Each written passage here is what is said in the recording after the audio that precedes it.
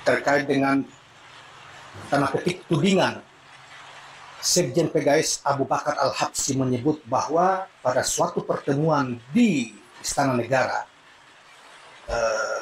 Jokowi dengan ketua-ketua partai tentu dari Kim menodorkan nama Kaisang kepada ketua-ketua partai untuk dipromosikan atau diusung sebagai gubernur atau pejabat atau wakil gubernur di DKJ.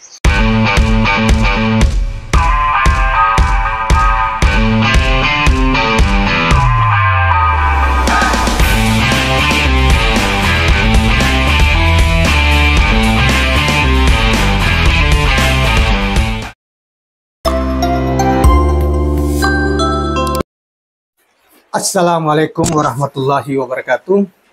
Kawan-kawan sekalian, kembali kita berjumpa di Jejak Semesta 65. Semoga Allah Subhanahu wa taala, Tuhan semesta alam, Sang Penguasa alam, senantiasa melindungi kita dimanapun kita berada.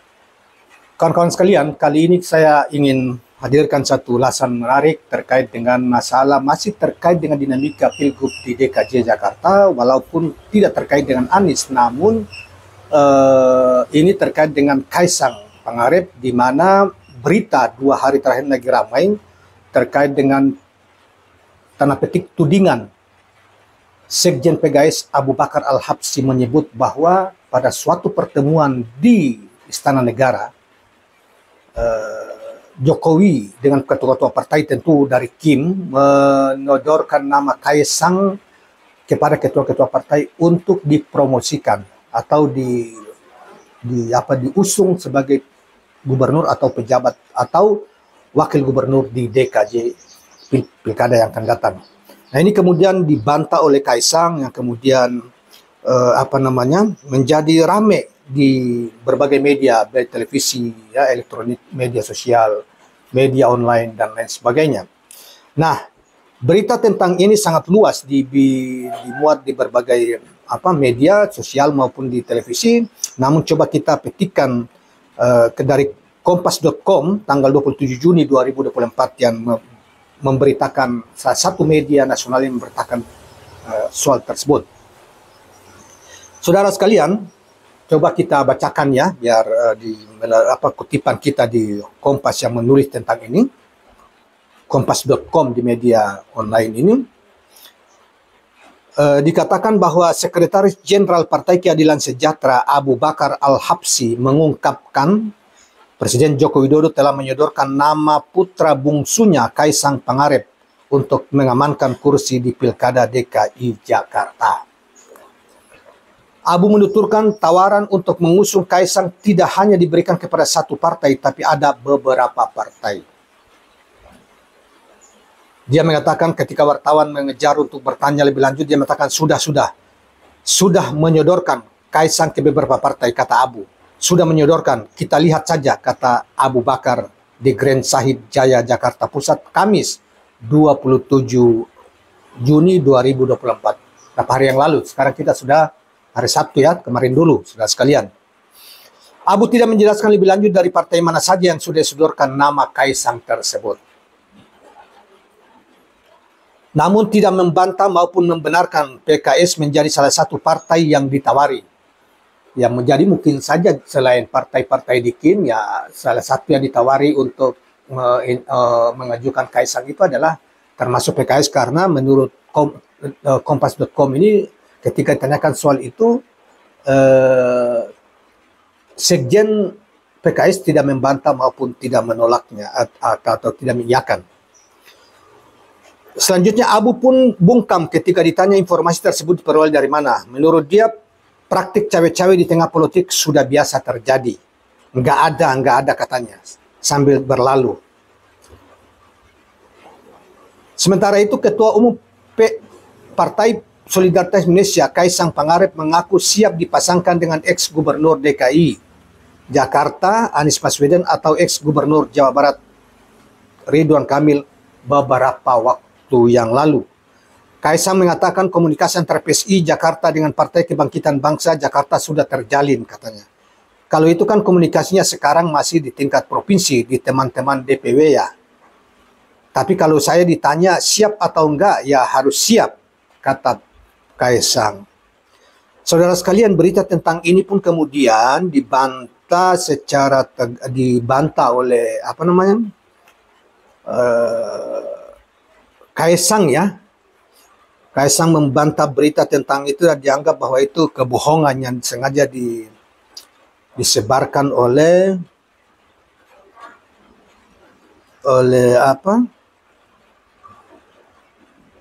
sekjen PKS atau mereka yang mengatakan bahwa bapaknya Jokowi mulai cawe-cawe menyodorkan nama Kaisang untuk diusung di Pilkada DKI Jakarta ke beberapa partai, minimal di partai Kim gitu ya. Nah, seperti yang dimuat di ini ya, bantahan Kaisang ini terkait dengan soal ini dimuat di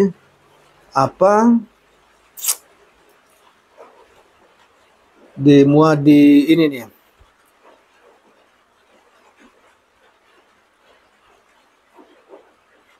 Sebentar ya. Seperti dimuat di Demokrasi News Twitter tanggal 28 Juni 2024. Intinya dia membantah keras bahwa berita tentang itu adalah bohong belaka dan Jokowi sebagai presiden tidak pernah melakukan itu terkait dengan dirinya.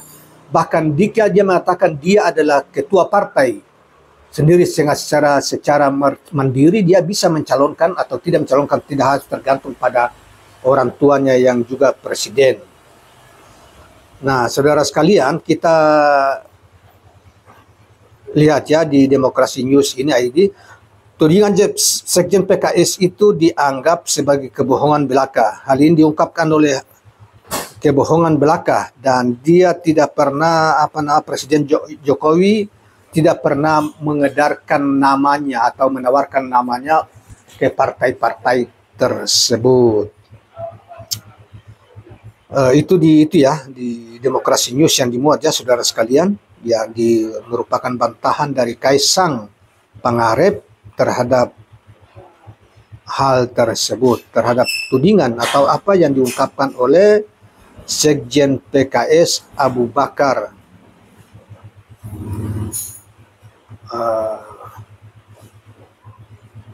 Nah, tapi yang paling ya saudara sekalian, mungkin untuk mewakili PSI ya kita lihat bantahan dari mantan ketua PSI Grace Natalis sekaligus sebagai anggota Dewan Pembina Grace Natalis terkait dengan apa yang diungkapkan oleh Sekjen PKS tersebut. Sebagaimana dimuat di Tikom pada tanggal 27 Juni 2024 dengan judul Grace bantah PKS, tak benar Jokowi sodorkan Kaisang ke partai-partai. Nah, kutipan langsungnya, tidak benar itu Bapak Presiden menyodorkan nama Kaisang ke partai-partai. Pak Presiden tidak ikut campur terkait pilkada dimanapun. Katanya Presiden tidak pernah ikut campur terkait pilkada dimanapun. Saya kira ya ini politisi ya, politisi bisa berbohong ya di publik untuk menutupi ini ya. Saya kira bukan rahasia umum lagi ya di ini bahwa presiden itu setelah mereka memenangkan cawe-cawe di Pilpres kemarin dan menempatkan Gibran sebagai anak sulungnya di Wapres, kini ada kesepakatan partai-partai itu ketua-ketua partai Presiden Jokowi untuk mengatur tentang pilkada-pilkada. Jadi kalau dikatakan bahwa Presiden tidak ikut campur atau cawe-cawe terkait dengan pilkada, itu saya kira pernyataan politisi pembohong. Tanda petik ya Grace Natalis. Pasti bahwa cuma bahwa partai-partai koalisi di Kim ini tidak melibatkan Presiden atau Presiden tidak melibatkan diri untuk mengatur siapa calon di sini, siapa calon di sini, atau ikut serta di dalam diskusi-diskusi ini, saya kira bohong lah. Pasti Presiden terlibat dan itu sumbernya banyak sekali mengatakan seperti itu. Tapi apakah pernyataan Abu Bakar ini benar atau tidak? Bisa benar, bisa tidak.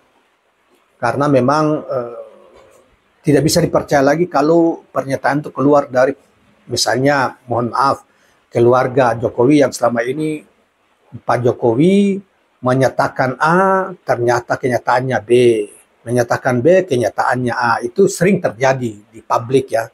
Misalnya ketika Gibran dulu juga begitu, kemudian ini Kaisang juga seperti itu. Nanti Bahkan ada indikator yang paling menarik itu adalah ketika terjadi perubahan persyaratan calon kepala daerah yang dirobak di Mahkamah Agung baru-baru ini, sehingga itu banyak dikaitkan dengan peran Pak Jokowi untuk meloloskan Mas Kaisang sebagai kepala daerah atau calon kepala daerah, memenuhi syarat lah kira-kira begitu. Nah, kita lanjutkan. Politikus PSI itu mengatakan pilkada merupakan ranah partai. Menurutnya Jokowi sebagai presiden hanya fokus pada tugas-tugas kepresidenan sampai masa jabatan selesai. Nah, ini ya ranah partai benar dari sisi prosedur, dari sisi formalitas, tetapi pengaruh partai sebagai ketua, sebagai presiden, pengaruh kekuasaan itu sangat besar sekali, dan tidak ada, nyaris ada yang bisa menolak Jokowi pada masa-masa sebelumnya. Kita tidak tahu kalau pada masa kini sudah di masa akhir lagi 2-3 bulan ke depan masa jabatannya, karena pengaruh semakin turun dan sebentar lagi dia digantikan oleh presiden baru yang sudah terpilih, yaitu Pak Prabowo Subianto. Nah,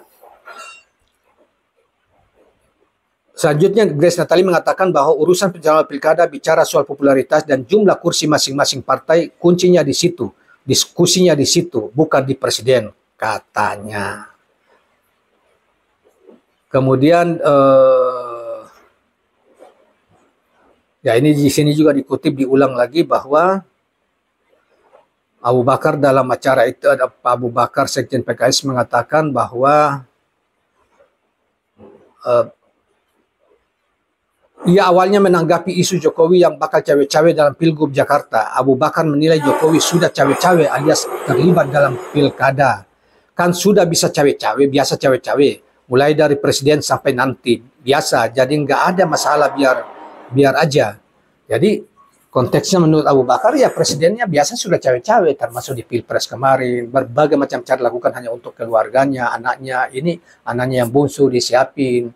Sebagaimana kita tahu bahwa Kaisang itu masuk PSI, jadi anggota PSI 2 hari, kemudian dia akan jadi ketua umum partai PSI, dan seterusnya. Sekarang ini kemudian banyak dikaitkan ke yang bersangkutan, karena di DKI itu yang bersangkutan PSI itu memiliki 8 kursi, seperti pada tahun-tahunnya atau tahun lalu 7 atau apa, kemudian naik 1 kursi atau dia tetap gitu. Nah, sehingga menganggap bahwa kemudian dia anak muda. Banyak orang yang mengatakan bisa merepresentasikan anak muda gitu ya, generasi muda. Tetapi ini Jakarta, Bung. Sebaiknya kita sarankan Kaisang jangan di sini. Saran kita, Kaisang jangan di DKI Jakarta, karena kalau di DKI itu banyak dicibir orang. Di mana sudah prosesnya juga KKN misalnya, kemudian juga secara kualitatif juga kan ya orang banyak mempertanyakan ini Jakarta diperlukan kerja-kerja cerdas, mereka memiliki rekam jejak yang sangat memadai, bukan sekadar popularitas atau sekadar mengklaim mewakili anak muda. Karena anak muda, tapi kalau anak muda yang bodoh, yang tidak memiliki rekam pendidikan yang memadai, pengalaman kerja yang tidak memadai, yang untuk apa? Bahkan bisa menyengsarakan rakyat yang dipimpinnya karena tidak tahu apa-apa, apa yang mau dibikin. Nah, oleh karena itu biarkanlah Pak Kaisang sebaiknya belajar dulu, atau terjun di politik juga baru beberapa bulan ini, belum juga sampai setahun. Belajar dulu, atau calon wakil di tempat lain, atau di Solo lah calon wali kota seperti Gibran, atau wakil wali kota di mana lah, untuk coba membangun karir dari jenjang ke jenjang sambil belajar tentang kepemimpinan, belajar tentang manajemen, dan belajar tentang kerja di pemerintahan itu seperti apa. Baru setelah itu baru ini supaya matang. Tidak seperti misalnya ya seperti abangnya gitu ya karena bapaknya berkuasa.